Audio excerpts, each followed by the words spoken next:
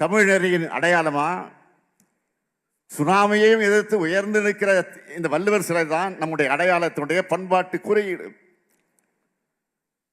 திருக்குறளின் திருவள்ளுவரையும் சொல்லிலும் செயலிலும் நெஞ்சிலும் தூக்கி சுமந்த இயக்கம் திராவிட இயக்கம். சமத்துவத்தை சொல்றதால தந்தை பெரியார் சொன்னார், நம் மதம் குரல் மதம், நம் நெறி குரல் நெறின்னு சொன்னார். குரல் மாநாடு நடத்தி திருக்குறள் புத்தகத்தை குறைஞ்ச விலைக்கு அச்சிட்டு கொடுத்தார். பேரறிஞர் அண்ணா அவர்கள் குரல் என்பது வகுப்புறையில் மட்டுமல்லாமல் உங்கள் இல்லங்களில் உள்ளங்களில் பரவ வேண்டும் என்று சொன்னார். நம்முடைய தமிழக தலைவர் கலைஞர் அவர்கள் திருக்குறள் தலைவராகவே வாழ்ந்தார், வலம் வந்தார். தலைவர் கலைஞர் அவர்கள் பள்ளி சிறுவனாக இருந்தப்போ முதல் முறையா பேச்சு போட்டியில கலந்துகிட்டு நட்பு என்ற தலைப்பில் பேசின போதும் திருக்குறளைத்தான் மேற்கோள் காட்டி பேசியிருக்கிறார். அப்போதிருந்து குறளாசான் வள்ளுவருக்கும் தமிழ் குறளும் தலைவர் கலைஞருக்கும் வாழ்நாள் முழுக்க நட்பு இருந்துச்சு. வள்ளுவத்தை போற்றுகிற தொண்டு இருந்துச்சு. திமுக ஆட்சிக்கு வர்றதுக்கு முன்னாடியே சட்டமன்றத்தில் வாதாடி வள்ளுவர் படம் திறக்க வச்சவர் நம்முடைய தலைவர் கலைஞர்.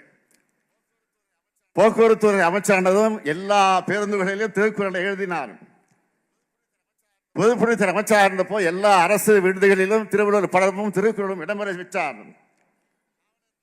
காவலர் பதக்கத்தில் வள்ளுவரை பொறிச்சார்.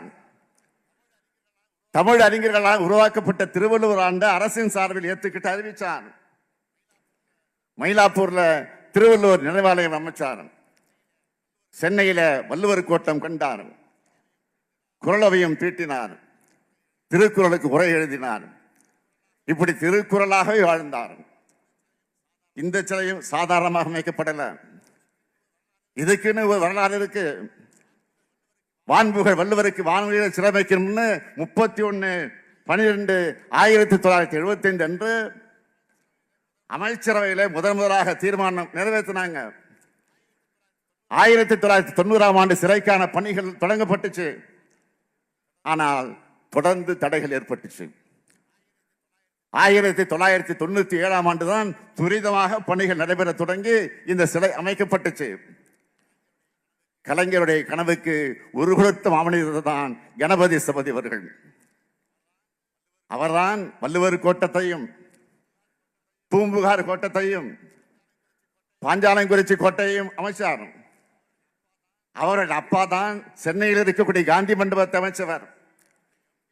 இந்த கம்பீர வள்ளுவர் சிலைக்கு கலைஞர் காரணகர்த்தா என்றால் சிற்ப கலைஞர் கணபதி சபதி அவர்கள் தான் கலைகர்த்தா. இந்த சிலையை பற்றி சொல்லணும்னா திருக்குறளோட அதிகாரங்களை குறிக்கிற வகையில 133 அடி உயரம். அதில் அறத்துப்பால் அதிகாரங்கள் குறிக்கிற வகையில பீடம் 38 அடி. அறம் என்ற பீடத்தில் பொருளும் இன்பமாக 95 அதிகாரங்கள் சிலையா இருக்கு.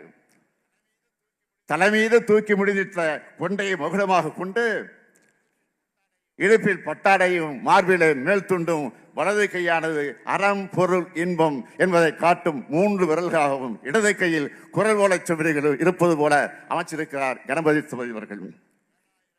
7000 டன் எடை கொண்ட இந்த சிலையில் 3681 கற்கள் இருக்கு. இந்த கற்களை கொண்டு ஒரு சிலையை உருவாக்கலாம். ஆனா அதே ஒரு பாதையில தூக்கி நிறுத்தி வச்சிருக்கிறது தான் இந்த சிலையினுடைய பெருமை. 133 அடிக்கு சிலை வைக்க 180 அடிக்கு சாரம் கட்டி இதை அமைச்சாங்க. 500 சிற்பிகள் இந்த பணியில ஈடுபடுத்தப்பட்டாங்க. கணபதி சிவஜி சொன்னார், தஞ்சை பேரரசன் ராஜராஜ சோழன் அன்று கண்ட சிற்பக்கலை மரபை இன்று 1000 ஆண்டுகளுக்கு பிறகு தமிழ்நாடு முதலமைச்சர் கலைஞரிடத்தில் நான் காண்கிறேன் என்று சொன்னார். தஞ்சை பெரிய கோயிலை வடிவமைச்ச குஞ்சரமல்லனின் வம்சத்தை சேர்ந்தவன் தான் கணபதி சிவஜி அவர்கள். சொற்சிற்பியாம் கலைஞரும் கற்சிற்பியாம் கணபதி சிலையும் சேர்ந்து உலக வாழ்க்கை சிற்பியாம் வள்ளுவருக்காக உருவாக்கின சிலைக்கு நாம வெள்ளி விழா கொண்டாடிட்டு இருக்கோம். இந்த திருக்குறள் விழாவை முன்னிட்டு சில அறிவிப்புகளை நான் வெளியிட விரும்புகிறேன். முக்கடல் சூடும் குமரி முனையில் இங்கிருந்து சுற்றுலா பயணிகள் அனைவரும் ஐயன் திருவள்ளுவர் சிலையை சென்றடைய பயனடைவதற்காக படகு சவாரி வசதியை மேம்படுத்துவதற்காக 3 புதிய பயணியர் படகுகள் வாங்கப்படும். முதல் படகுக்கு தியாகத்தின் உருவாகி தொண்டின் கருவாகி தமிழ்நாட்டின் வளர்ச்சி அடித்தளமிட்ட பெருந்தலைவர் காமராஜர் பெயரும்,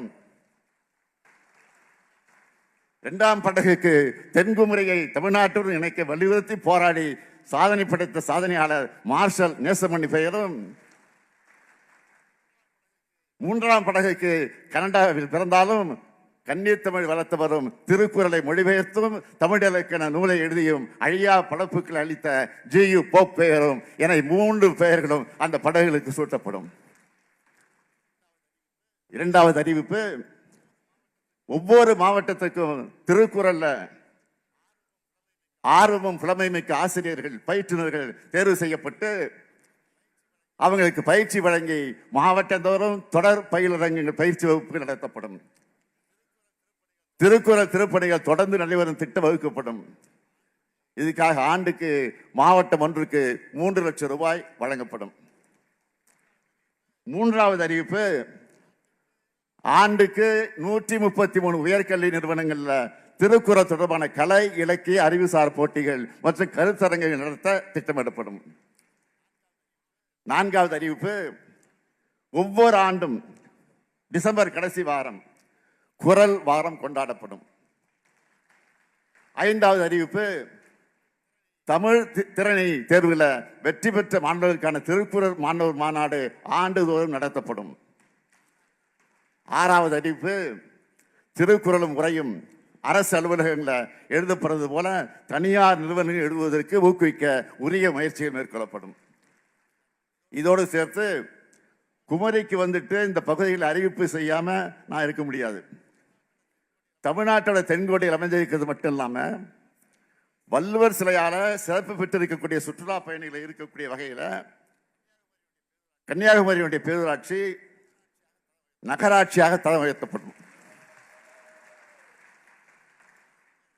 பேரறிஞர் சிலையாக இருக்கக்கூடிய வள்ளுவர் சிலையின இந்த வெள்ளி விழாவில் நான் மறுபடியும் சொல்றேன், திருவள்ளுவர் வெறும் சிலை அல்ல, திருக்குறள் வெறும் நூல் அல்ல, நம்ம வாழ்க்கைக்கான வாழும் கிடையமும்.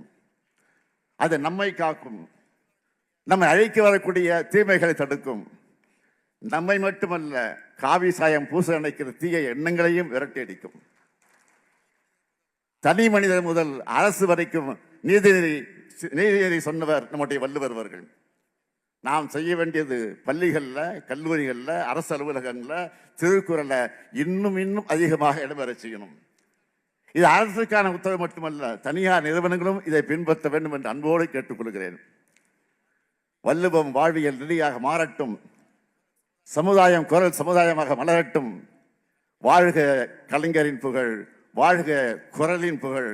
அனைவருக்கும் ஆங்கில புத்தாண்டு மற்றும் தமிழர் பொங்கல் திருநாளை சொல்லி நான் விடைபெறுகிறேன். நன்றி, வணக்கம்.